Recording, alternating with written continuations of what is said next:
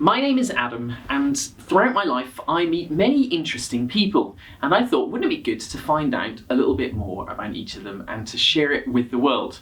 So I have with me David Bagley, who has had quite an extraordinary life. So David, what is it that you do?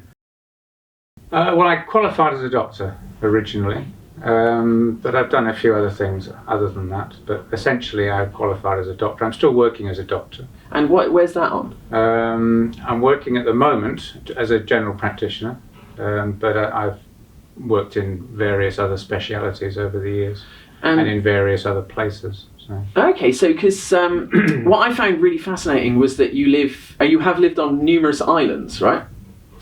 Yeah, I soon after I qualified, I decided to leave the NHS, if you like. Not intentionally, I was actually travelling, and I was on my way to New Zealand via South Africa, and I ended up spending 6 years in South Africa training as a trauma surgeon. Oh wow! So that's how it started, and then after that period of time, which is another story, I came back to England and tried to settle back in England when my first daughter was born, Deborah, because she was born in Cape Town. Yes, cool. Yes, yeah, I found out the other day. And I found it quite difficult settling in the UK, so I saw a job advertised for the Turks and Caicos Islands in the Caribbean. Cool. Okay, yeah. Which is much better weather than England. Well, it's very good for diving. So I was a scuba diver at that stage. I trained as a scuba diver in South Africa. You said about being a trauma doctor. Does that mean, especially in South Africa, is that a lot of gunshot wounds and things like that? Yeah. I started off. Actually, I started off in a mission hospital, doing everything, and which is a bit of a culture shock. But that's what you do when you go out to South Africa. You just get thrown in at the deep end. And I loved it. So I stayed in various small hospitals, and then I ended up going down to Brutuscure, the big teaching hospital in Cape Town. And that's where I was doing most of the trauma surgery, and it was, and still is, like a war zone. Yeah, wow. Yeah. Wow. So not so much gunshot wounds, lots of stab wounds and things like that, and other sorts of trauma. But, yeah. So what was your job on Caicos then? So when I went to the Turks and Caicos Islands, I had two young children. I had two young children actually, and my wife at the time was pregnant with our third child. So we were going out in a very sort of precarious situation. But I was going out as the surgeon for the Turks and Caicos Islands. And so what's the population of that? Turks and Caicos Islands is quite interesting. It's strung over about 200 miles of one main island and then a string of other islands over that sort of length of couple of hundred miles. Total population was only about 25,000. Wow! So but I was the only surgeon for the whole lot. Oh my goodness! So I had to tackle anything that happened on the islands or on the island that I was on. If they weren't on the island I was on, they were flown in because we had the only hospital. Wow. Okay. So were there other doctors? Yeah. Well, I was the surgeon. Okay. And there was a gynecologist who left shortly after I arrived, so I ended up being the gynecologist as well. And then there was an anaesthetist, so there was the three of us. Good. Okay. There was an anaesthetist, but I was trained as an anaesthetist as well. Oh wow! Because I'd done that when I came back from South Africa. So I was in the fortunate position of being able to do both roles, really. So is that because you also worked, I believe, on St Helena, which is very remote? Yeah. So we spent 4 years on the Turks and Caicos Islands, and I really enjoyed the work. And then again, I thought children are getting older; they'll be able to come back to England and get them into proper schools and things, And came back. I think I lasted a year, and I thought I can't do this. So a friend of mine who'd actually worked with me on the Turks and Caicos Islands, I brought him over to cover one of my leaves, had become a doctor on St Helena, and he'd sent me a fax one day. It was a bit of a sort of rescue operation from my point of view, because it got me out of the UK again. Yeah. So he wanted someone to help him in St Helena, so I ended up going out there. So is that a lot more remote than Turks? It's probably, what it was at the time, the most remote island in the world. Wow. For its population, because we had a population of about 5,000. And how many doctors? 3. Which sounds Again. ridiculous, but that's Yeah. actually better than England, right? Depends how you look at it. When we were in St Helena, again, there was a gynecologist, an anaesthetist, and a surgeon. Okay. And I did all 3 at various different times. But we were running a community medical service, like a general practice service. Mm-hmm. We were also running a 50-bed hospital, so we were running the hospital as well. We had, of course, all the obstetrics and gynecology. We had a psychiatric hospital. Wow. We had an elderly care unit. So you had a psychiatric we had a mental handicap unit, so we had to do all of that, just the 3 of us. Whoa, okay. And, of course, we couldn't refer anyone on for additional help because we were the only sort of, the nearest support we had really was Cape Town in South Africa, and that was 5 days by ship away. Because there's no airplane on. But there was only one ship, and if the ship happened to be in England, then you could be waiting weeks to get anyone off. Whoa. And they needed to be able to survive a 5-day journey to get to Cape Town. That's ridiculous. And So- there's no aeroplanes there. There was no aeroplanes. There is now, because they built an airport. But that's super recently, though, right? Super, like in the last couple of years. Oh, wow. So in the So- 2010s, there were people there who were having to wait 6 weeks to wait for a boat to get to a... Yeah, but in practice that didn't happen because we managed it. Yeah. So we did everything. So you had to be sort of multi-skilled. So we did all the surgery, we did all the obstetrics. I did all the obstetrics for 6 years. Wow. And all the neonates and all that stuff. So. Do you have a lot of things like... is like the general population, is it younger people, or do you have a lot of hip replacements and cancers? No, we had everything. You have the whole spectrum. So from the neonatal problems right up to elderly care. Did you have to do... What did you do for pathology? And things like that. So we had a laboratory. Okay. So and we also had an X-ray unit, but I was essentially the radiologist. And an ultrasound unit, which I also ran for the time I was there. But the laboratory would do all the routine blood tests, but pathology we would then send away to Cape Town or the UK, depending on where the ship was. Yeah. Because if the ship was heading up to England, then we'd send it up to And England. I guess they could still fax or email you through the results. They wouldn't need to... I guess they don't send pathology back. I mean, do they? it was fax, and then email came in. We had no television there either. That's an interesting Really? thing. It was one of the few places in the world that still didn't have television. Is that just because So- there's no broadcasting stations close enough that you could receive from? It was just never set up. So it was. Right. They had DVDs and videos, so they had that. But so we just had the local radio station. So why did lovely. people live on It's a Salinina? lovely place. It's a fascinating place, and it's like a little Cornish village in the middle of the South Atlantic, stuck halfway between South America and Southwest Africa. It's just beautiful, lovely climate. But what do they do? Watch DVDs by the sound. Good question. I mean, it's just Try not to get ill. there was no big industry. That obviously we had local shops and people used to fish and stuff like that. But there was no big industry. So a lot of the financing of the place came from the UK because it was I think it probably still is a British dependent territory. So it was never going to be self-sufficient. It used to be massive because the island used to be owned by the East India Company. Okay. It was there long before Cape Town was established, and it was the staging post for the East India Company for the ships coming back from the East Indies. They'd come round the Cape and then they'd stop in St Helena, and it was the first place that they could get fresh food, fresh vegetables, and all that sort of thing. So it was used for sort of revictualling the ships. And that's before Suez, right? Long before Suez, Yeah. because we're talking about 16th century. Oh, okay. Yeah. So it is well established. Originally owned by originally discovered by the Portuguese. I can't remember the date. And they deliberately misplaced it on the shipping charts so that no one else could find it.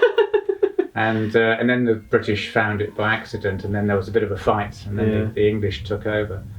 But it's the second oldest colony, British colony, after Bermuda. Bermuda was the first British colony. St Helena was the second. Are there native peoples there? Interesting mix, because the island was originally unpopulated, and then the Portuguese came, and then the English came.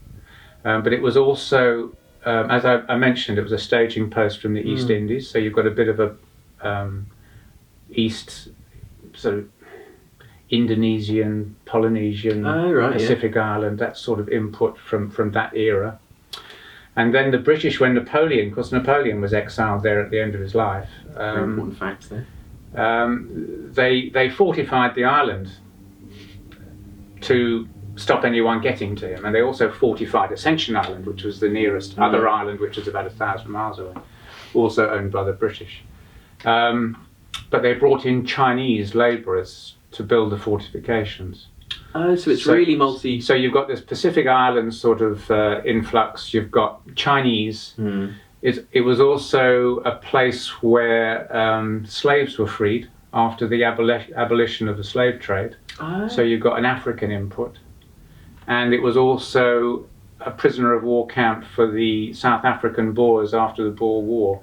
So you've got a South African input as well. So you've got a really interesting mix of people.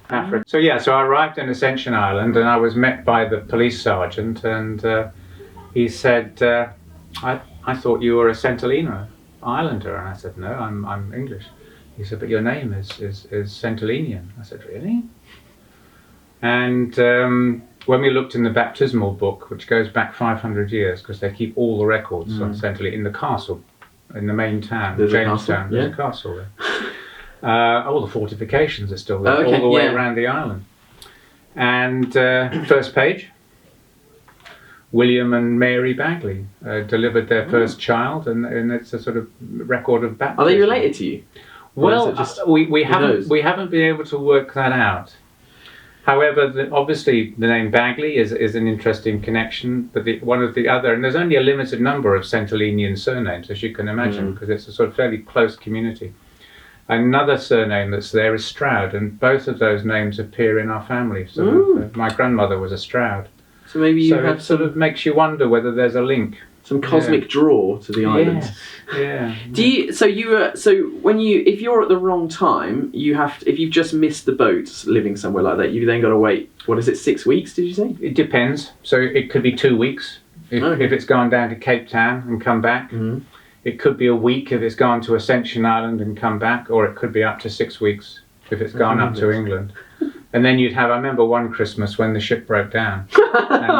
It broke down in France, and of course all the Christmas presents were on there and everything, but also all our medicines and all the important stuff. So we were completely isolated through Christmas. What did you, how do you deal? Because that feels like it's like it is in the war, or you have rationing, or... Well, you were totally dependent on supplies coming in. So for example, it's very difficult to get fresh fruit and vegetables on the island.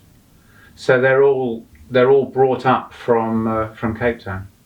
Are they? Did people grow things there? They did, but it's quite difficult to grow because the soil is quite poor, and you have to work quite hard. And they've got real problems with pests and controlling pests. And a lot of the land is quite inaccessible because it's very, very mountainous. And although you've got sort of fairly sort of luxuriant areas, which is almost like rainforests, it's not easy. You can't farm it, so they're quite limited in what they can do. I mean, the main town, Jamestown, is in a very sort of steep-sided, narrow valley that has rockfalls in all the time. Wow, so my goodness. They didn't think about that when they built the town. But then when they settled the town, which was about the only place where a boat could get in, even now there isn't a harbour there. Right. So when the ship came, you had to be loaded onto floating barges. What the heck? And then the barges, a bit like rafts, with an outboard motor on, sort of took you into the landing. Did everyone know each other? Did it feel like that? Yeah, it was lovely. It was lovely. Well, I thought it was lovely. Some people might not. but you know, you're particularly if you're in a significant position within the community. You know, everyone knew you, and everyone knew your business, everyone knew your family. You're like living your life in a goldfish bowl. But I quite enjoyed that. If you've got some medical emergency where you need, do you just find yourself having to break the rules and jimmy rig something and it being very Heath Robinson? Not at all. I never felt that. I mean, I'd been very fortunate in spending 6 years in South Africa, where I'd basically done pretty well everything to a certain level. Yeah. And some of the specialist stuff, of course, could wait, so we could send that down to Cape Town. So I don't believe anyone suffered unduly because of the nature of the healthcare that we provided, and for a lot of the time there, the doctors that were with me were South African doctors, so we all had a similar background where we were sort of multi-skilled and we could handle pretty well anything that came through the door. So it must feel very different being in England. Absolutely, especially being in the NHS, which is really rigid and. Well, you become completely de-skilled again, which is really frustrating. There aren't many places in the developed world. Well, there aren't any places in the developed world where you can actually practice medicine like that now. I was fortunate in South Africa, very fortunate in St Helena, and then I was able to do the same thing again. In another Caribbean island that I worked on in Montserrat. So, okay. Yeah. And did you fly an aeroplane or something? Did I hear? What was that about? Well, I went out. I went out to Western Australia and worked for the Royal Flying Doctor Service. Cool. Yeah. So we were based out of Perth, and then we flew all over Western Australia. So. I guess I shouldn't presume. You didn't do the flying though, right? No, people ask me that, but it might just be a thing you can do. Actually, even for a regular pilot, it's extremely difficult to get into the Royal Flying Doctor Service, because to be a pilot within the RFDS, you have to be very experienced, very multi-skilled. You have to fly in all weather conditions. You have to fly at night. You have to be able to land on pretty well any surface, like a dirt track or a main road, or because you just go where you're needed. So and you're in very remote situations. So you need to be sort of pretty resourceful. And is that Aboriginal people generally? Both. So I was, a lot of the time I was there, I was based in Port Hedland, which is a big mining town. So you're dealing with a mining community, mainly Australians, white Australians, but then there is the Aboriginal component to the job, so I was doing Aboriginal clinics and things like that. Wow. And then dealing with emergencies. So you had, whether it be a car accident, or we were actually hit by a cyclone at one stage, and which caused a number of deaths, and we had to sort of manage the emergency services there as well. I see. So that's quite extraordinary then. So your whole life has been medicine in one way or another? Not entirely, no. Okay. No. Is there more? Well, I gave up medicine soon after I qualified. And after about 18 months, 2 years, I didn't want to do it anymore at that point. I got dragged back into it when I went to South Africa. But I actually worked for a dredging company in Felixstowe for a while. And right. Partly responsible for building the docks in Felixstowe. Oh, cool. And then I worked for a yacht delivery company. So one of the things I'm really interested in is have you ever had any sort of significant emergencies where you've had to just be like, crap, I'm the only one here, I need to deal with this with limited resources, and this is very unexpected? Well, every emergency is unexpected. I guess, yeah. Yeah, of course. I mean, if I was to, I could give you a whole list of them, but I'll just tell you about the one when we arrived on the Turks and Caicos Islands, and it was my first day off, and I was sitting on the beach with my wife and young children, and enjoying a day off. Bearing in mind I was the only surgeon on the island, so the whole time I was there, I was on duty 24 hours a day, 7 days a week. Oh my goodness. And then suddenly someone screams up to me and says, Doc, we need you at the hospital. I said, I'm having a day off. And they said, no, you need to come.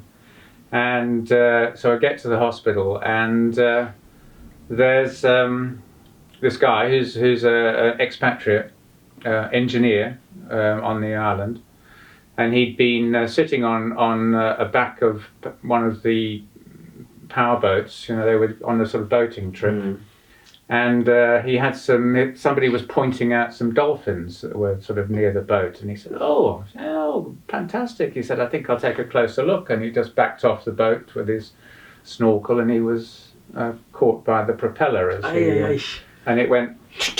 Oh my goodness! All the way up his chest and punctured his lungs and everything. Whoa! So that was a sort of emergency surgery to put his chest back together again. Yeah. And it's my day off. And he survived, and he did well, which was fantastic. But a bit of serendipity, because many years later I was walking home from the shops to my town, in the town where I lived, in Felixstowe, walking back to my house. And there was a couple on the opposite side of the road, and they were pointing at me, and they said, "That's David Bagley, isn't it?" And I looked away. I said, "Yeah, it's David. Hey, David." I said, "Who are you?" And he was like, "Look at my scars." It was the guy that I saved his life on that boat accident, and his wife then was the French woman who used to own the pizza restaurant on Grand Turk on the Turks and Caicos Islands. Wow! And they'd come back to the UK, and he had a job in Felixstowe Docks. Yeah. So that was. And we say small world, but that really is amazing. Couldn't believe it. Yeah. Do you have you ever had? So they talk about zebra diagnoses, and that if you hear hooves, assume it's a horse. But if you're in tropical places, then surely you must see quite a lot of zebra things, like snake bites and snake bites in Australia. Saw plenty of those. Yeah. And how I don't get how you can know, like, the human body is really vast, and how you're expected to do everything and also know everything. Also, not having the internet. Well, if you got bitten by a snake, would you know what to do? I would assume I'd suck the poison out. Is that right? Well, what you're taught to do. I mean, I wouldn't know. No, what you're taught to do is don't run around and panic, which is what you feel like doing. Lie down. Ideally, strap something. Say it's your foot. Strap something tight around your leg. And just rest, get help, and then you get airlifted to a base where you get given antivenom. Now, the rationale behind doing that is that the venom travels in the lymphatics, in the little vessels in your body. If it's your foot, it would be your leg. If you can stop that flowing, then you can stop the poison leaving your ankle and getting to the rest of your body where it would kill you. So you try and isolate. Thinking about it, I would have said that is true. Yeah. So is that, and I guess it doesn't matter which, well, does that matter? So for example, with a snake bite, does it matter what the snake is for antivenom, or are they all the same? Is it like formic acid and... No, I don't know enough to be able to sort of talk intelligently about that, but they tend to use a polyvalent serum, which is a sort of general anti-venom when they're treating you. Because a lot of the time you don't know which snake it is. No, that's... So, but there must have been all sorts of things like strange diseases, tropical diseases, especially in the Caribbean. Is there... Not so much in the Caribbean, actually. I'm just trying to think. We didn't see... Well, we had AIDS, of course, in the Caribbean. Oh, yeah. Because the Turks and Caicos Islands was very close to Haiti, which was one of the initial reservoirs of HIV. So that was one of the reasons I left. Because 1 in 10 of my patients were HIV positive. Oh, wow. And I was doing cesarean sections and emergency surgery. I'd come home, I'd be covered in blood. Well, I wouldn't come home covered in blood, but you know what I mean. Yeah. So that was a bit scary. But we didn't see much else. I'm just trying to think. We didn't have TB, well, lots of TB in Australia. Not in Australia, in South Africa. So I saw lots of TB patients, amoebic dysentery, that sort of thing, malaria. So these are all quite textbook, aren't they, right? Yeah, you didn't see, you tended not to, dengue fever, that sort of thing. But don't forget, you did see odd things. You did see odd things, but you didn't always get a diagnosis. Like, for example, when I was on Centolina, a young girl came into the hospital, and she had a bit of a rash. She wasn't feeling well. She was feeling a bit weak. We took some blood tests, and all her white cell count was very low. Something strange was happening. Her blood wasn't clotting properly, and it wasn't septicemia, but it was some sort of disorder that was really affecting her quite seriously. And eventually, she wasn't able to clot her blood. We tried to get her off the island, and she died. She was 17 years old. So that was really scary. Even more scary was within 2 weeks we had all the wards full up with kids of the same age in her year group, all with the same thing, some sort of hemorrhagic disorder. And it was becoming, they closed the school down. I was beginning to think I was going to have to airlift. I couldn't airlift, there was no plane. I couldn't get my children off the island. That was the only time I felt vulnerable. Wow. We managed to get a passing private yacht to take some blood for us to get it to Ascension Island from these affected individuals, to get it then airlifted to the UK to try and get a diagnosis.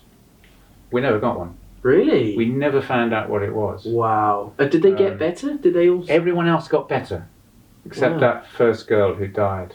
Yeah. How strange. So that was happening. So often, not often, but sometimes you see things and you never find out what it was. No, my goodness. Yeah. It sounds like you sound like an adventurer in medicine. Yes. Yeah, I'm still frustrated though, because it's been exciting, but we haven't got to this bit of my life yet. But for the last 10 years or so, I've worked for the cruise ship industry. So I'm working for Cunard and P&O. And I was on the Queen Mary on one occasion, and one of my patients on the Queen Mary had a particular hematological disorder, and I asked him who was looking after him in the UK, out of interest, and it just happened to be my best mate from medical school, who was professor of hematology. And I thought, well, I could have done that, if I just because he'd just done all the right things at the right time, and I'd gone off and had this sort of bizarre lifestyle, doing all sorts of different things. So there is that sort of sense of jealousy that he's sort of reached the pinnacle. But I suspect that this guy, when he found out that I was on the ships, was probably jealous of me. So, you have to be on cruise ships when you're not on a exotic island. You can't do everything. You're quite right. No, I don't think I will end up doing any of these things. Well, it's up to you. I'm not sure if I could. There are advantages and disadvantages. Like there is with everything in life. Yeah. Well, this is brilliant. Thank you very much for coming on the show. And you've been watching David Bagley, an adventurer doctor around the world, and on Adam's Interesting People. Stay tuned. On Adam's Interesting People. Stay tuned.